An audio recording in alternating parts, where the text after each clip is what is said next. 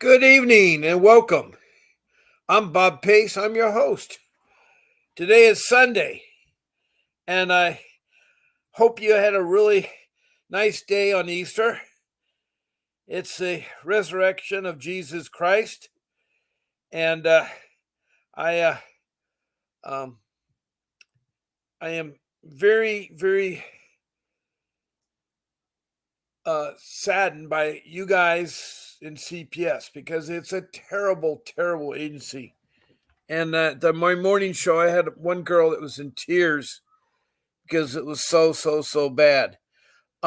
We have somebody named Charlotte Downo. My son's ex-wife has Narcissus parental alien syndrome, vindictive X, maliciously parent syndrome. My grandson and my son need your help as I do. Please help us uh, ourselves. Now she wrote at 11:34 a.m. I came on the show at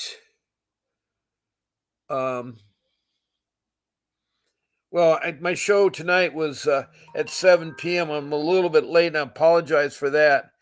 You're on the wrong station. I have two shows. They're different. One is Bob Pace Fight with CPS. The other one is called Fight CPS Save Our Children. And you're on the Fighter CPS Save Our Children was an evening show. But Charlotte Dowd, if you're around, I really will help you. I'd like to know the city and state you're from. Okay, we've already have a text message, and I want to tell you about my podcast. My podcast is live. I'm from Southern California. We had rain today, which is exciting for us in California because it never rains. And it's been raining pretty good. Last weekend it rained this week, so we're getting all the rain that we've needed for years. That's going to help out because we get our water from the Colorado River and from our reservoirs and lakes and stuff and snowpack, and we're really doing good there. Sometimes I never know where to start. I try to make my show different. I'm a loving man, a father, a husband. I have a family of 6 children and a beautiful wife of 32 years. And yes, I was involved in CPS. That was my nightmare. And I didn't get involved in early on, like most people I talked to. It didn't happen to me until I was 60 years old. And what am I now? 74 now. Don't feel it, don't act it. And age is just a number. It's just a number. It's how you look. It's not how you look or feel. But that's a hard thing to be faced with. Your golden years. I have 2 sets of family. That's why I have a young family and an older family and 2 sets of children. So with that being said, I'm college educated. I have lots of experience in lots of different areas. I've been working since I was 15 years old.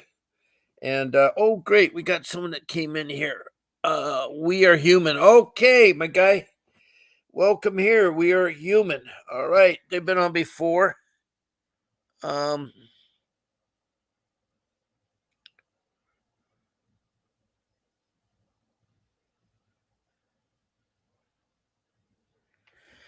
Okay. They only seem to want to start working with you once you get a private attorney. Well, that's a good comment. I forgot where you're at, real human, because you've been on here before. I'm going to post your message there for a moment. Real Human wrote this message, and I agree about CPS. It's a lot of things. It's a lot of bad things. And let me get to details about how they interact with this podcast for some of our new listeners. First, you can do comments like this person just did here. We're only human. I don't know what city or state. I like to know the city or state. So I've talked to over 100 people, and with the people being said, they're from all different parts of the country, And so if you want to write me a comment, all I ask for you to do is put your name and the city and state you're from. Okay, the city and state you're from, so I get a general idea. I also have people text me from Australia, Canada, United Kingdom, and Ghana, and Mexico. And the Mexico person actually was a call in from Mexico City. So I have people that have, CPS problems everywhere. It's everywhere. Hey, Faye. No, I'm glad that you're here. Missed you this morning. You're from Richmond, I know, Kentucky. And you were once for a foster care kid. Well, there's nothing wrong with being a foster care kid, but there's a sad part about foster care. Sometimes I don't know where to start, but I like to start with you guys with your comments. They're great. Keep coming them in.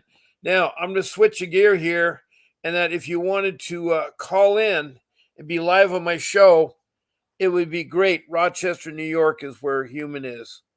You can call into my show and be a live guest on this podcast.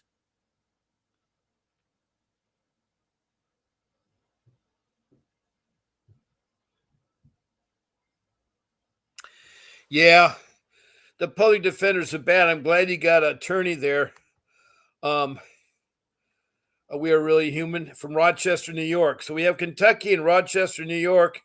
And someone earlier today came in on this station. That's a nighttime show named Charlotte Dweddle. I don't know if you're around or not, but I don't know where you're from. Anyway, you can call at 698 0990. That's 698 0990. And I'll let you talk on the show. You won't be seen, so just be your voice, but put you on speakerphone, and you can talk about your case, your CPS case.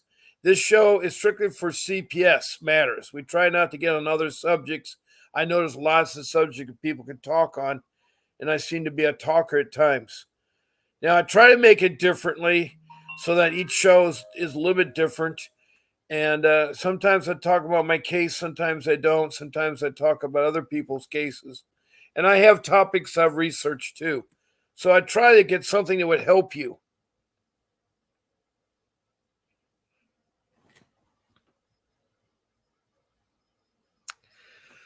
Yeah, we're really human from Rochester, New York said that, like a lot of you, and I didn't get to spend Easter with my daughter, who's 21 now. She was stolen from me at age 12. I know how it feels.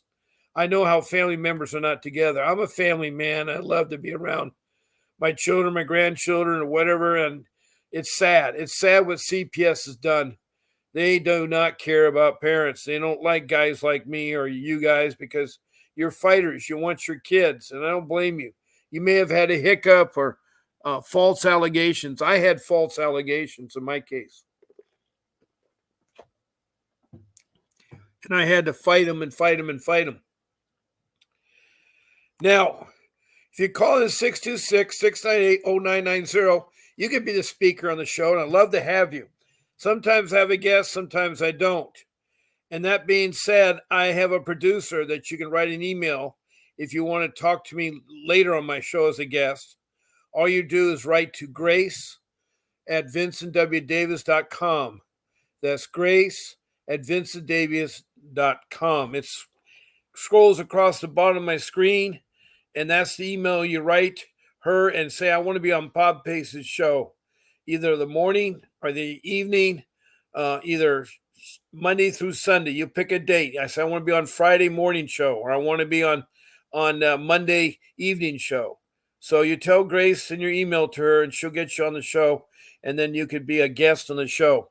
And I've had a lot of you as guests, and it's nice. I'm also glad to have people I've talked to before that are listening to me, and I appreciate that. Faye is saying something here. She's getting private detectives, CPS cases help because you can find out the dirt on social workers, parents, and even judges.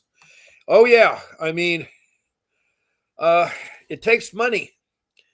And most of you don't have it. I didn't have money when I laid off my job. I was trying to live a Spartan lifestyle. I had to sell my home and use all my money to I was broke. And without a job, it was a terrible experience. And it's so hard now because people don't want to hire old people. I guess I'm just too old to work. I don't feel that way. I still want to work. But anyway, I have young kids. So my youngest is 18 and my oldest is 42. And so it goes 18. And then I got 21. And that's my daughter who's not with me. And then 24. My other son's living with me. And, your kids, not only do you and your wife suffer because of CPS, your kids do too.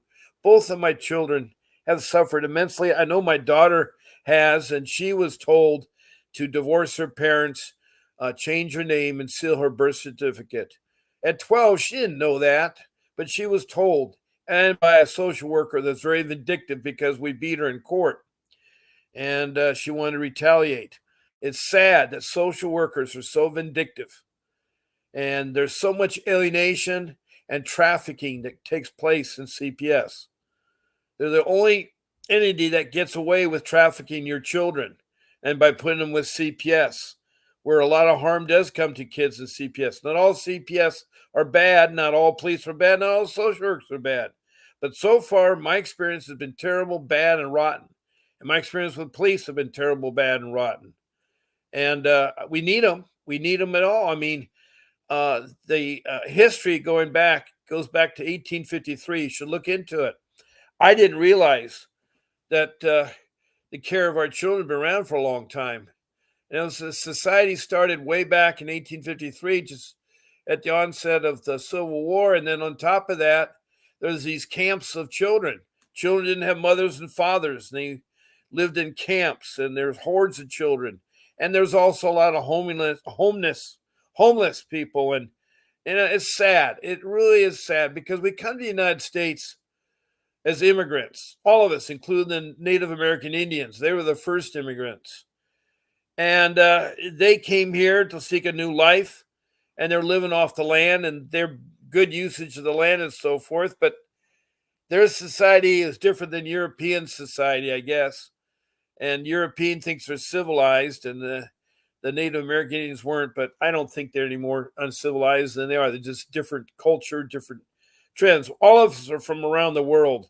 And you look at all the cultures from around the world, they're all different. But the one thing that everybody has in common is they like to have a family, like to have children.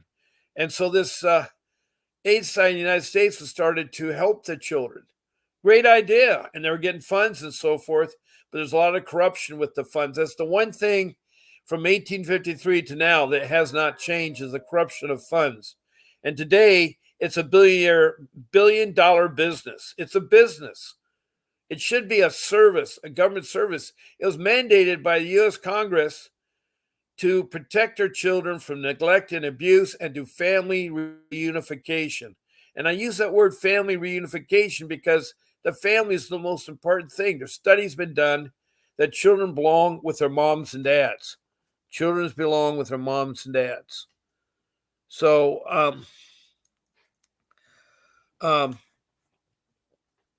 they're the best. And so what we need to do, and as your listeners on, is that we need to fight CPS and get our children back. And that leads me into my first rule.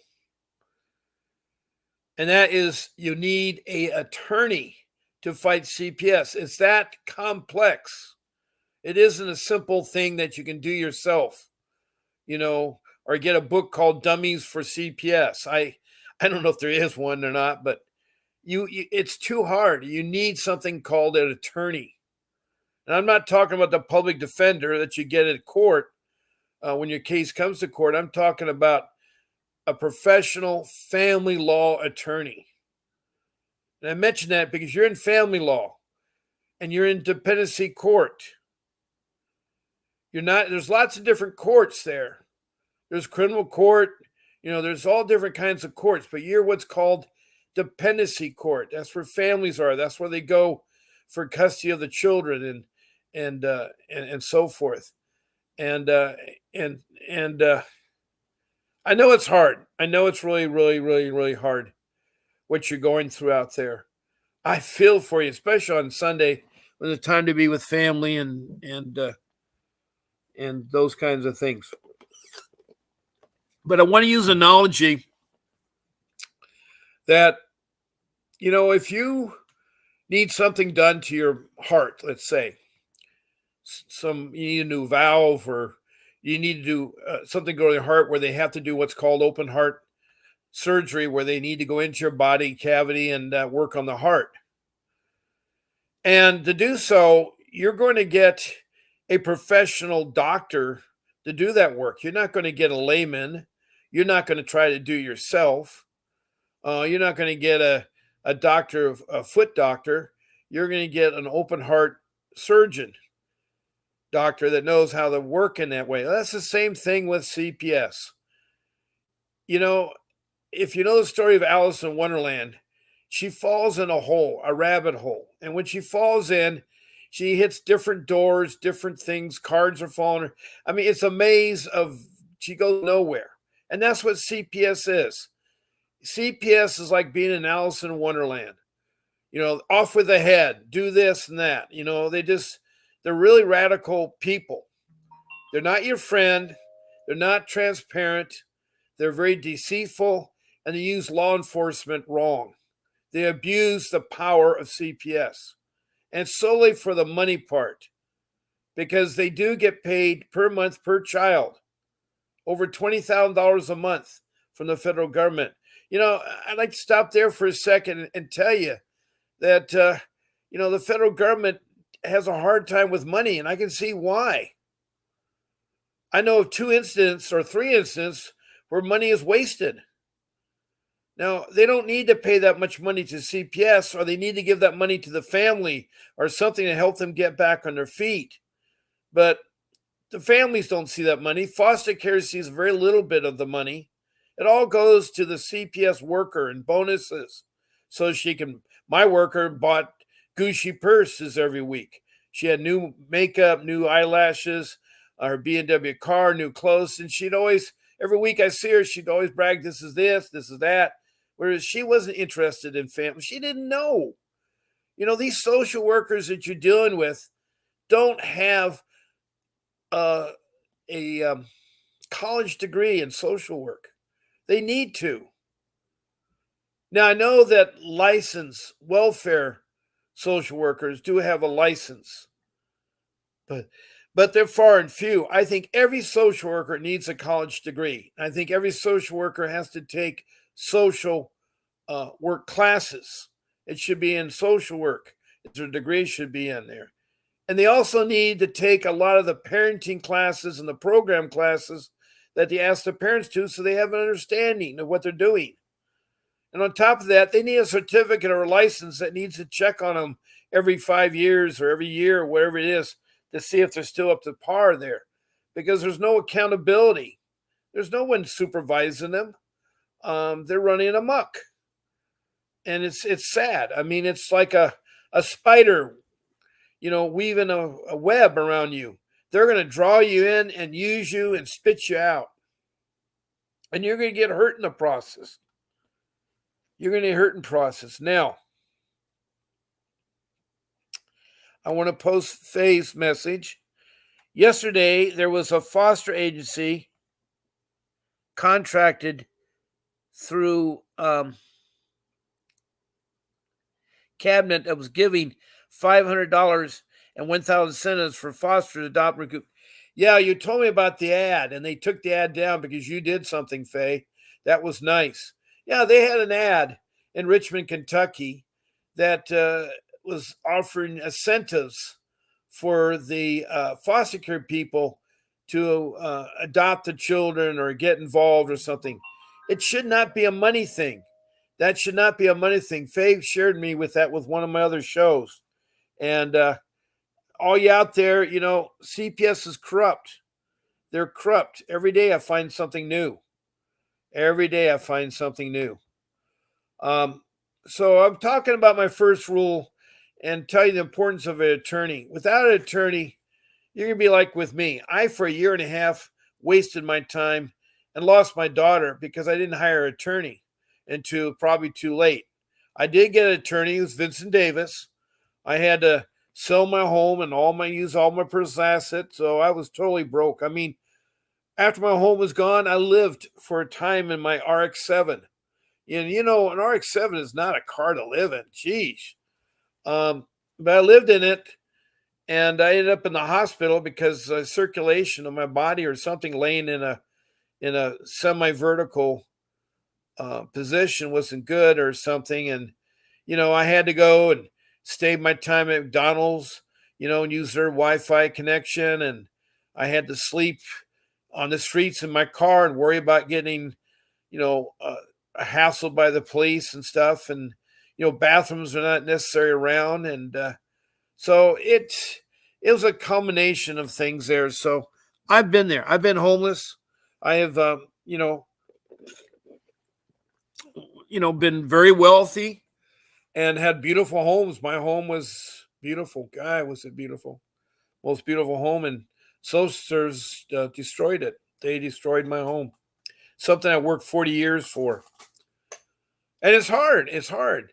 So going back to this attorney thing, we at this law firm here that produces this program called Vincent W. Davis and Associates has many attorneys that are skilled in many different areas of law. The one you want is family law. And the attorney that we have that is right there at the top of any attorney in the United States is Vincent W. Davis. He's a hardworking, longtime fighter at CPS and has won cases against CPS. He's gotten your children back. He's also sued CPS, both civil and state lawsuits for your violation of constitutional and civil rights. So, with that being said, he is offering a 30-minute consultation to talk about strategies of fighting CPS and getting your children back or keeping your children. That's one thing. You should never let your children go, and CPS uses illegal tactics to take your child, to steal your child. They don't take your child, they steal your child. And what is stealing? You know, they didn't do the right channels, they didn't get the right paperwork.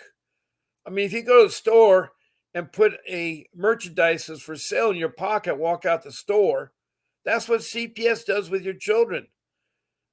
They go there into your home, they take your children, put it in a pocket, and they walk away. They didn't pay for that child. They didn't do the proper procedures. So what attorney does is attorney knows the laws, and he needs someone that knows CPS. And that's what I'm saying Vincent Davis does. He's a trial attorney. And you should call in to right now, 888-888-6582, and tell the office that Bob Pace sent you, that you want to make an appointment for a consultation with Mr. Davis for 30 minutes. The price for the consultation is $49.99, $50, but it's well worth $50 that you spend. At least he'll tell you that you need an attorney, and he will offer his services. He can be retained with a retainer, and he works out of Southern California, but he works Northern California. He works all the states. So depending on where you're at will depend his amount of retainer, plus the complexity of the case and how long the case has been going on. And he'll be fair with you. It takes money. As Faye's saying, she's hiring a detective to help her on find things. I'm really sad because they have such abuse of power. You see, when allegations come in, and the way that allegations are treated, there are two types. There's one done by lay people, one done by professionals. The professionals usually are pretty accurate, or they maybe mistook a black eye for someone playing sports and got an elbow in the eye or something, but they're required by law when they work with children. That's like school teachers, firemen, doctors, nurses. Anybody that works with children has to report it to CPS. And then CPS must, within 24 hours, start the investigation. And they usually, okay, we got the guy from Mexico. He's on right now, the Truth Movement.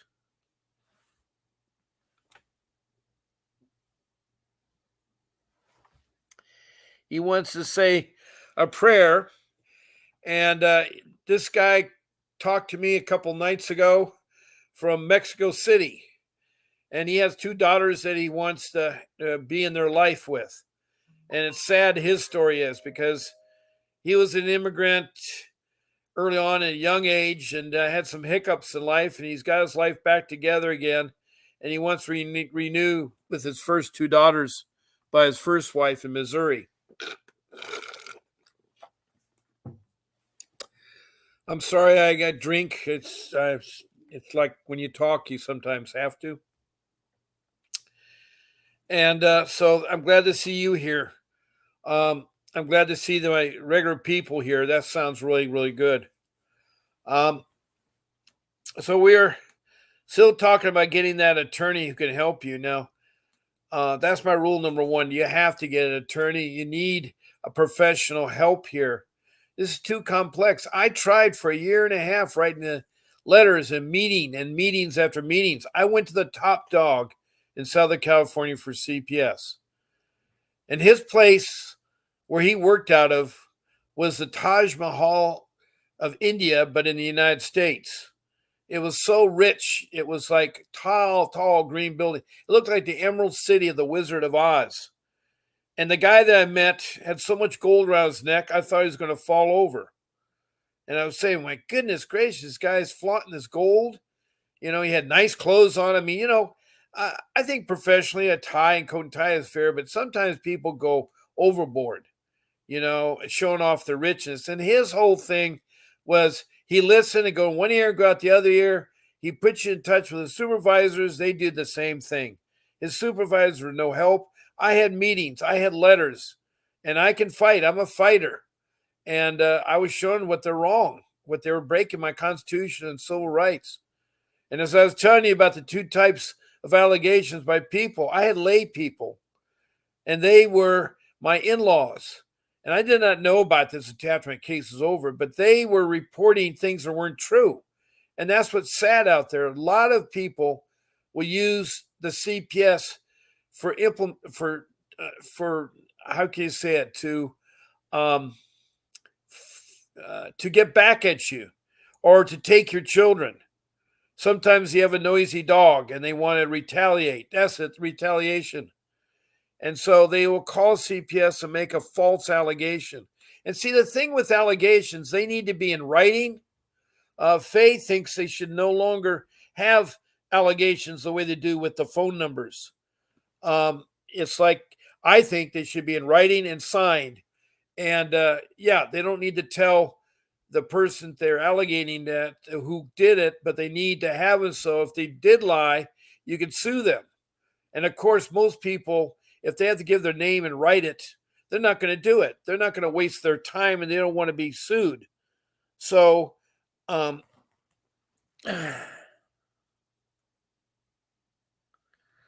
it's revenge. Thank you, Faye.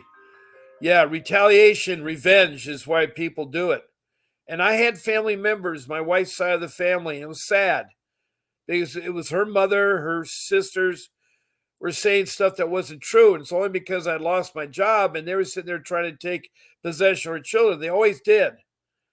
My wife's, her second born, they didn't want her. When I met my wife 32 years ago, she had a daughter with her. And I adopted her right in as a call her my own, But they were very upset that I took away their daughter because they were trying to replace. This is how sick some people are. They were trying to replace their own daughter with her daughter that's born from rape, And so it's these parents are really, the in-laws are terrible. They're terrible. And her sister is a social worker, so she had advantage to know what to say and what to do and stuff. And so I know the retaliation was there. It was really, really bad. It was bad.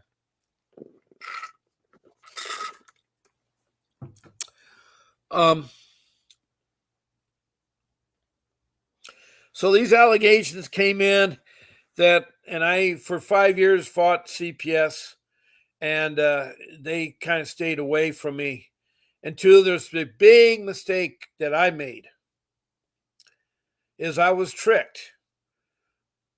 The CPS here in Southern California got a hold of the local police and made it some story that they had a bad case of neglect or abuse at this home, and they wanted to go into the home, investigate. I did not know about my rule number 3 that you don't allow people in your home unless there's a search warrant. They don't need to come in your home, and that's my rule number 3. They don't need to come into your home. They need a search warrant. You know, Police and CPS can come in and intercede if there's some bad. And by the way, CPS are also at the hospitals and also at military bases. I had a military case not too long ago. I did not know how CPS has infiltrated all the areas. And what they did is they told the detective, you need to follow this guy and have him come back to his home because we need to go into the home. So I was picking up my son, who's 9 at the time. He's 18 now. And we had to go pick up my wife, his mother. And so after picking him up at school, I did not know there was a detective in an unmarked car following me. And so I guess he'd been following for quite some time, because as I was driving along the street towards the downtown area to pick up my wife, I noticed this black and white going by me really fast, and all of a sudden make a U-turn and turn his lights on. I said, how can a guy who's come from another direction see that I violated something? And I was driving really slow, so I know it wasn't going fast or anything. And he opens the window. I said, can I help you, officer? And you know what his first words?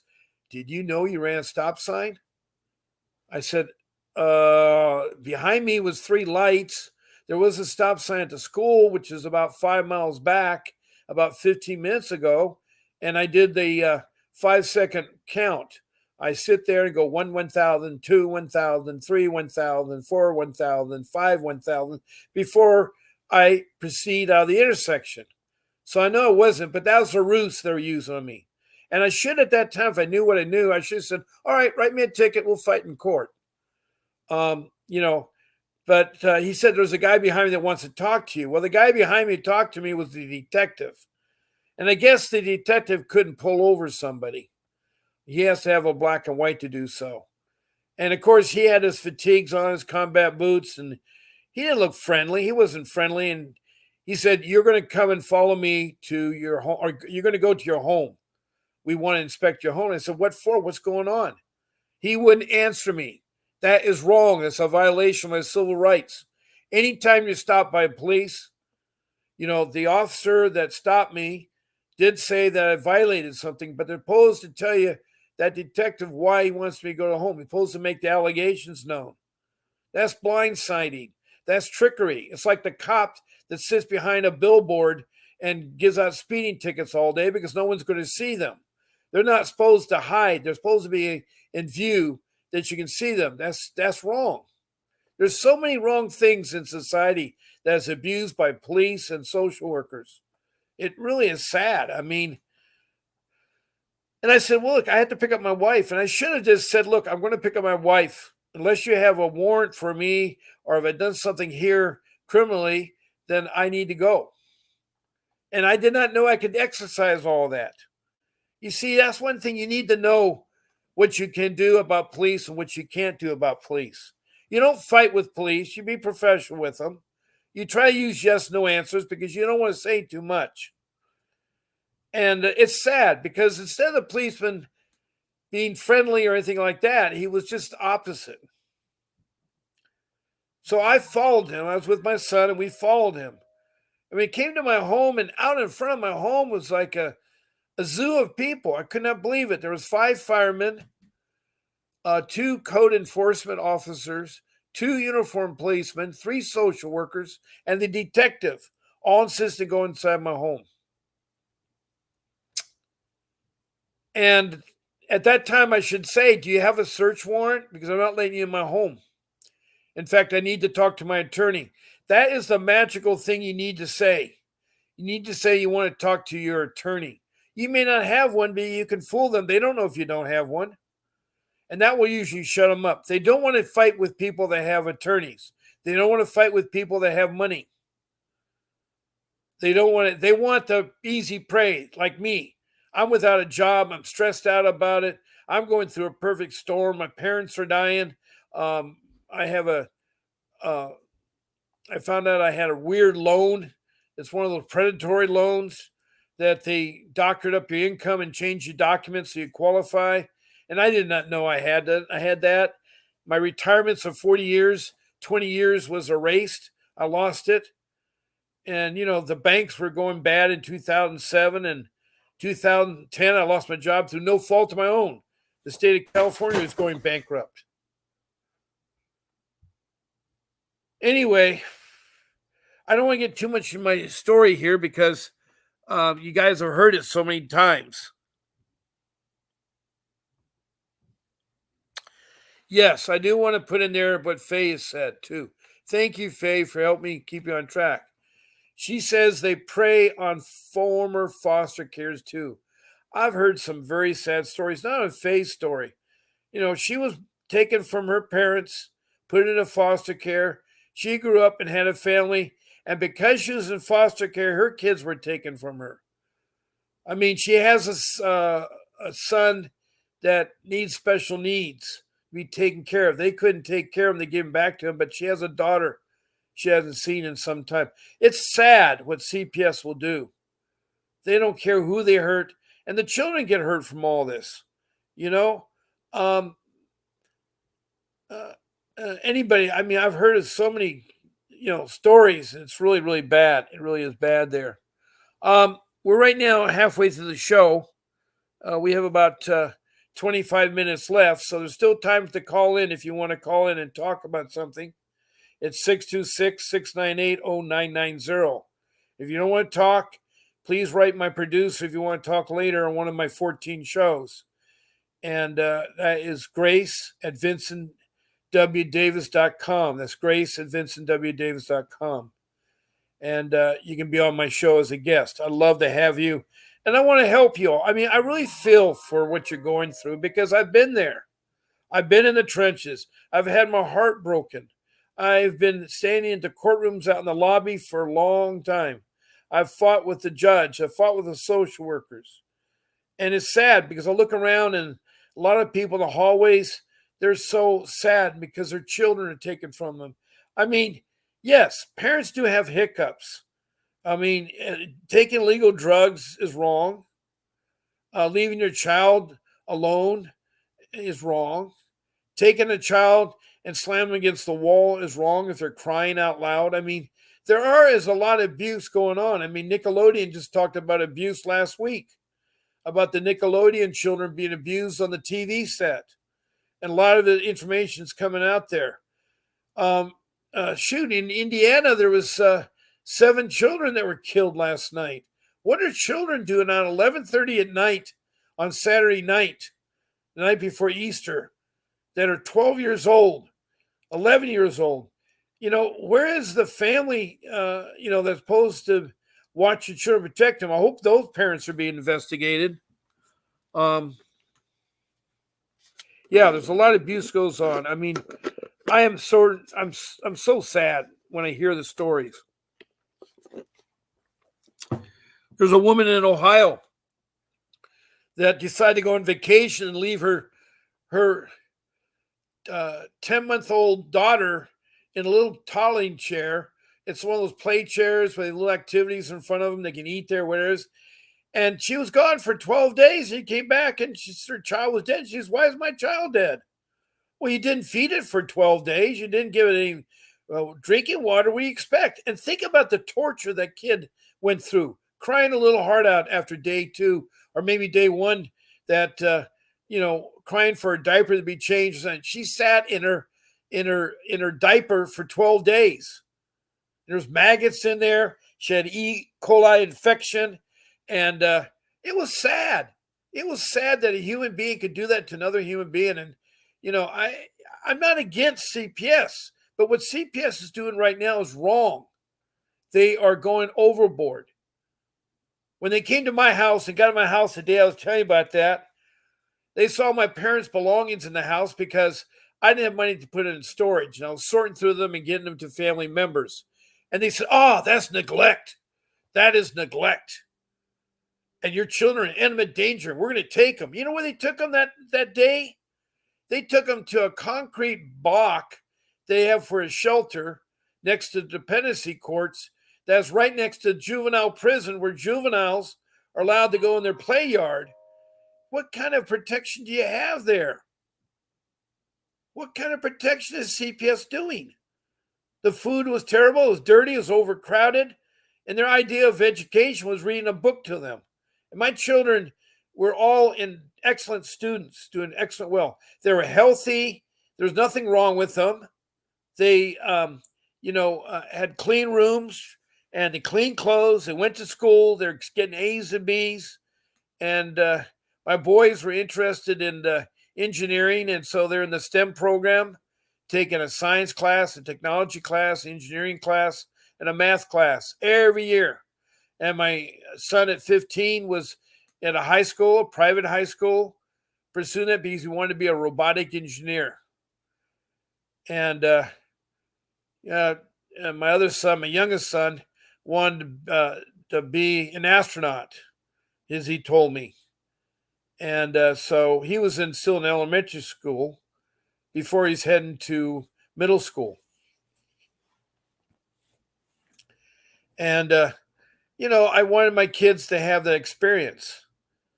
And luckily, I still have two of my kids living with me and my wife.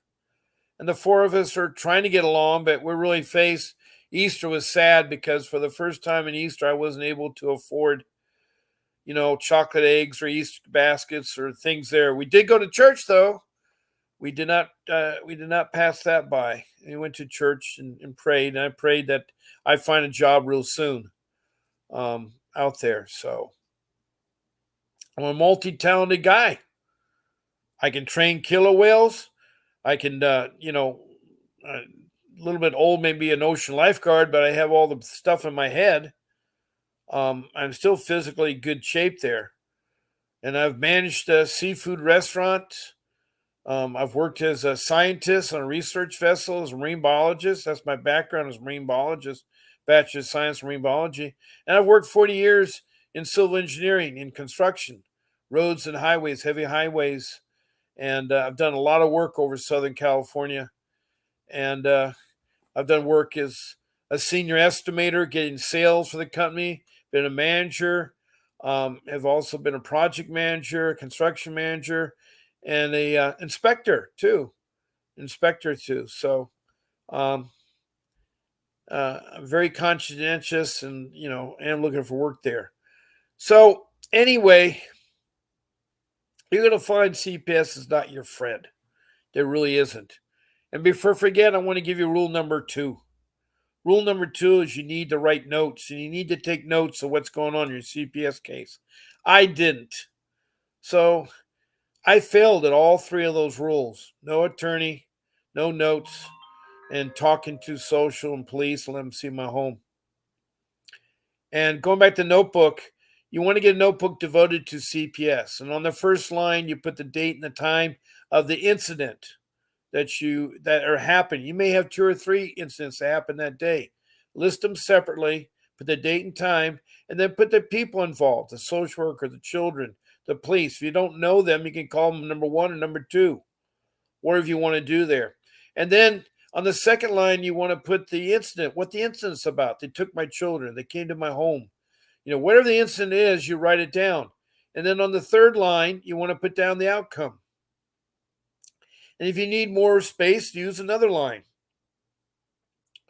And the outcome may take some time. It may not happen right away. It may be months or years. But if you have this notebook and you look back at it a year or 2 from now, you'll be able to see where the mistakes are. It'll help you fight CPS. You have nothing to lose to keep it. I wish I'd done it. All 3 of those rules, I wish I had hired my attorney sooner, because maybe I wouldn't have lost my daughter. And it is sad. It is sad there. I did get my 2 sons back, and I'm glad because thanks to my attorney.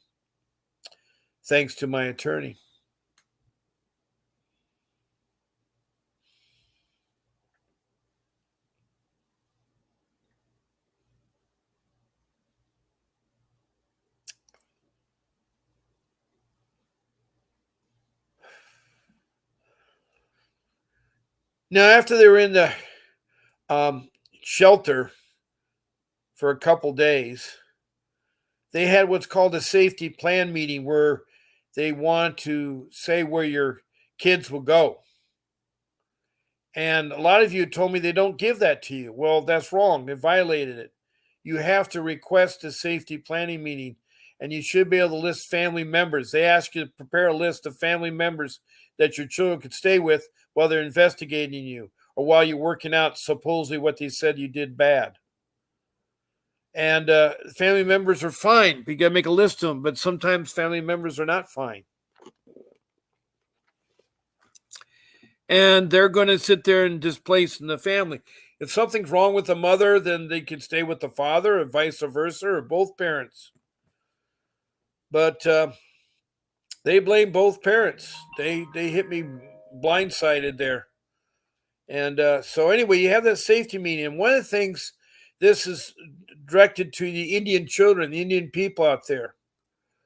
And I want you to make sure that you're aware of that CPS is responsible to ask you if you are an Indian, because there's a act called the Indian Welfare Child Act that was passed in the 70s. And why it was is that too many Indian children are being trafficking to foster families, and the Indians did not stand a chance. So they wanted to make it fair to them. So, the federal recognizes all the Indian tribes in the United States. Okay, so any tribe is recognized. And the reason I talking about this or know about this is you probably look at me, I'm a Lakota Sioux. I'm proud to be that way. My great-great-grandmother is a full-blooded Lakota Sioux from the Rosebud Reservation in the 1870s. And that was a very turbulent time there because the Lakota Sioux were at war with the U.S. And because they're breaking treaties and running their land and taking the Black Hills because gold was discovered, and a crazy rebel general who I guess retired as a colonel, whatever it is, during the Civil War, Colonel Custard, was murdering the kids and murdering the women and the children and the men. There were so many massacres. It's unbelievable. And the last one was in 74, I think it was, when they had the Wounded Knee incident where it involved the FBI and the Lakota Sioux there. And so it's been really, really sad. There's some really great people they are. And the Rosebud Reservation, I've been there, and it's been sad because it's very, very, it's one of the poorest places in the United States, the Rosebud Reservation. And they've been constantly abused there. Yes, you can, Nicole. Please call in. Nicole has a question. What city and state are you from, Nicole? I'd love to hear from you. There's still time in the show. We have about 12 minutes, Nicole. Please call in. I'd love to have your question talked on the show. So Nicole asked to call in, so hopefully she will. And you can stop hearing about me.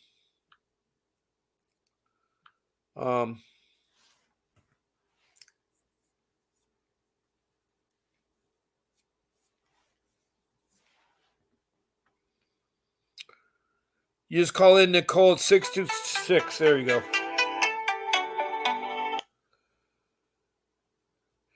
Good evening. Is this Nicole?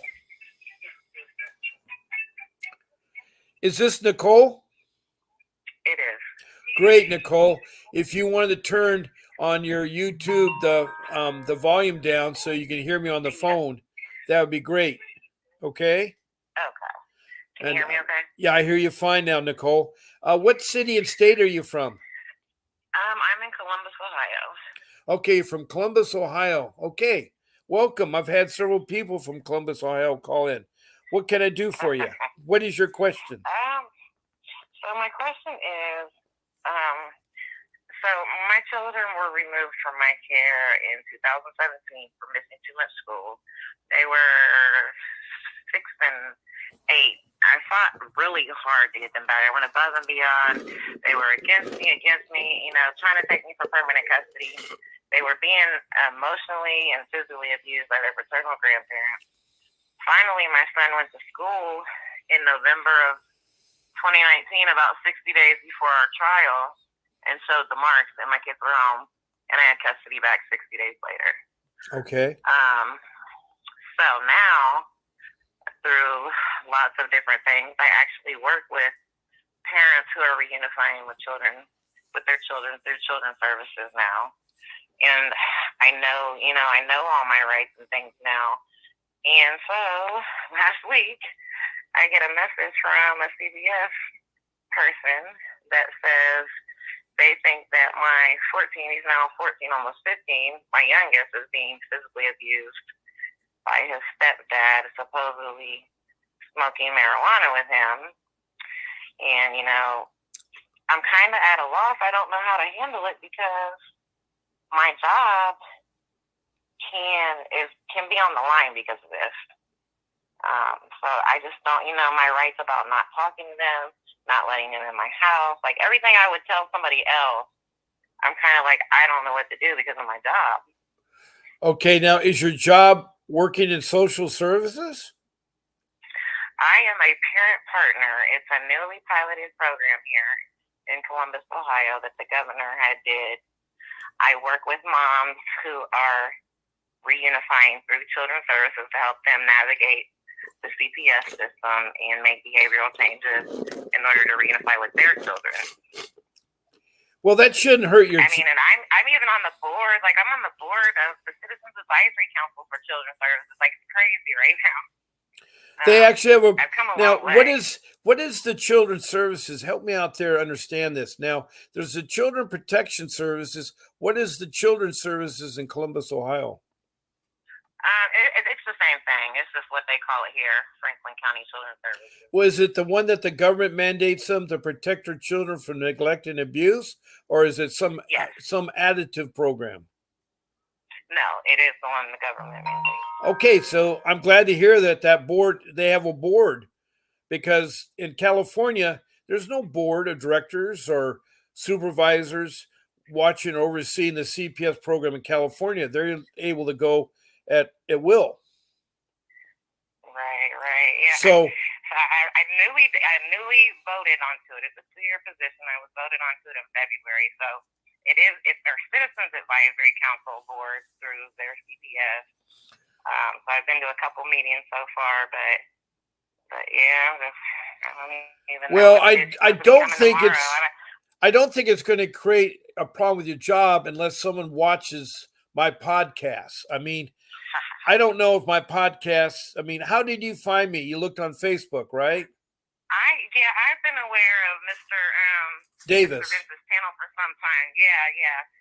That I've been referring. I have one mom that's got a major issue here. She's beyond her 2 years, and they still have not found her for neglect or abuse. But her kids have been gone for 2 years now. They're not working on permanency, and every 90 days they refile. Well, you know why they're doing it? It's for the money part. They get money from the federal government. Oh yeah. And see, our federal government shuts down all the time, or going to shut down because of lack of funds, because no one's watching their money. In fact, I forgot to tell earlier in my podcast tonight, what I have trouble with that is that, for instance, toilet seats, the ones you put on the toilet. Well, the military charges the U.S. government for toilet seats. I don't know if it's the military or what, but they charge like $500 for a toilet seat. And if you went to Lowe's or Home Depot, maybe $100 at most for $50, not $500. Right. And so the military, it's no one's watching our money that's being spent by the U.S. government. I mean, right now they're talking about appropriations for Ukraine war and for Israel war and for this or that and so forth. And it's important. I'm not against supporting things where I see atrocities happen, but it's like the money given to the kids' protection. It's been a problem since 1853, because I've studied this child thing to go back 150 years, and people have been prosecuted. But it's like one of my guests on the show, she's Faye from Richmond, Kentucky. She said that recently the CPS was audited and $389,000 was unaccounted for. $389,000. And so, Wow. you're really wondering why the government's out of money. It's because no one's managing the government's money. There's no accountability. And on top of that, Right. there's a religious group in Utah that was given money to help come up with new fuel, making fuel. And they've been doing that for a couple of years. They never made one drop of fuel, but they get millions and millions of dollars to do this program, and they're misappropriating funds. It's a religious cult in Utah. And so what I'm saying is that there's a lot of corruption going on. And Oh yeah. I there's mean, no, gosh, when I was looking into Florida, they were paying. I mean, most of all Florida were private paid companies that the government paid and weren't doing anything. I know they'll sit at home and get a paycheck and they're not doing anything. So, I hear what you're saying. And because the Faye tonight was saying, and she said the other day that they give incentives to foster care of $500 and $1,000 to adopt kids. I mean, to come a part of the program of CPS. Foster care has got on a hand because if you want to adopt a child normally, it takes a lot of years, a lot of qualification, a lot of investigation. But if you're a foster care parent, you can get a kid really quick because supposedly the foster care people have been trained and checked out by CPS, and they got an okay, and they get it quick.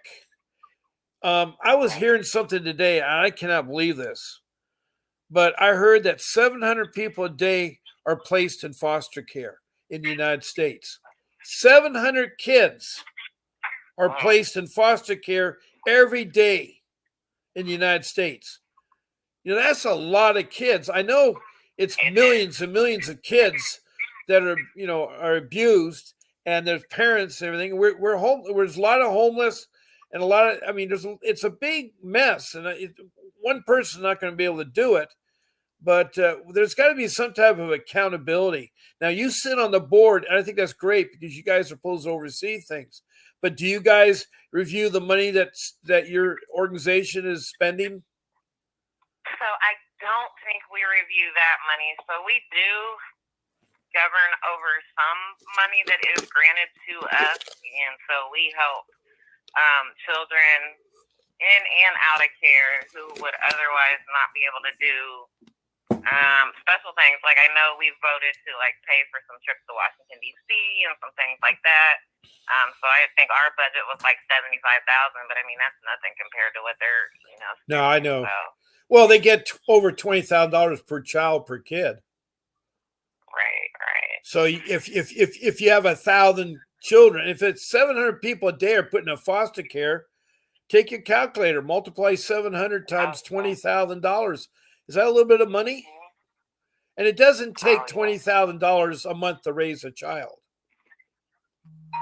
I'm sorry.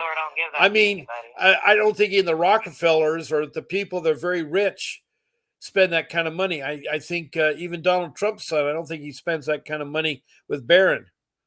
And so, in private school, I mean, I pay a lot for my son to go to private school, but it's nowhere near that. In fact, I pay more in private school for high school than I do at college. It seems like this private school I have in is pretty good, and I guess it's worth it, but I struggle right now. I am so struggling right now, so I don't want you to go there. We have about a minute and a half left. So your question is that should you get involved, or do you want to get your kids back? Or I mean, if you're on the board, how are they letting you work on the board if you have kids in foster care? Well, I don't. So my kids came home, like I said, in 2019. Okay. And at that time, doesn't one of your children? Doesn't one of your children? Yeah. Doesn't one of your children? I'm sorry, Nicole. Doesn't one of your children have special needs? Both of my children have IEPs. Right. So my youngest, the one they're calling in regards to last week, does have emotional disturbances. All their problems stem from the abuse that they incurred at their grandparents' house. I mean, it's crazy, because of the situation. And I did need a wake-up call because I did have them out of school for quite some time. But it's the stigma forced me. That's why I took them out of school. Somebody said, well, they're going to call children's services because they missed too many days. And it's I pulled them out of school. And then it was just I had them out so long. It's I didn't know how to put them back in. Right. Nicole, I'm going to have to curtailed because my show is up and I need to sign off. But can you do me a favor? Can you either email Grace at vincentwdavis.com and ask to be on one of my shows, or come in tomorrow morning at 10 o'clock and see my phone number and call in, and I have you the first part of the show? Because I hope, I'm so glad you're on the board, and they have a board in Columbus, Ohio, that's watching part of what CPS is doing. And so I do want to talk to you more, but I want to thank you for calling in. Faye from Richmond, Kentucky, thank you for all your little blurbs and for calling in the past. The Truth Movement guy from Mexico, thank you for your comments and so forth. We're Only Human, thank you from Rock from New York. What was it there? She's from Rochester. Rochester. We're Only Human. She's been on before. Thank you for coming in there. I had one person that signed in named Charlotte Dudwood. I don't know where she's from, but she came in at 11:30 in the morning on this particular Facebook podcast, and we don't come on until 10 o'clock. Come on at 7 o'clock at night. So I want to thank you all there, and God bless you guys, and I really feel for you. And keep fighting, and get you, and follow those rules I gave you, and I'm going to tell you it's good night, and I'll sign off and see you tomorrow. Bob Pace.